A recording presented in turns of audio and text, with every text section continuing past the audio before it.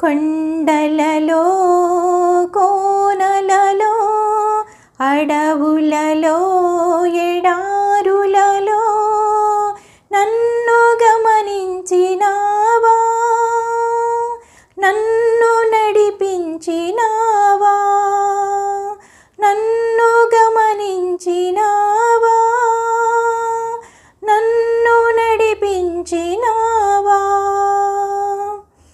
ఈరోజు దేవుని వాగ్దానము, అతడు నాకు మొర్రపెట్టగా నేను అతనికి ఉత్తరమిచ్చేదను, శ్రమలో నేను అతనికి తోడై ఉండేదను, అతన్ని విడిపించి అతన్ని గొప్ప చేసేదను. కీర్తనలు 91వ అధ్యాయము 15వ వచనము. వాగ్దానాన్ని దేవుడు మన జీవితాల్లో నెరవేర్చాలని ప్రార్థన.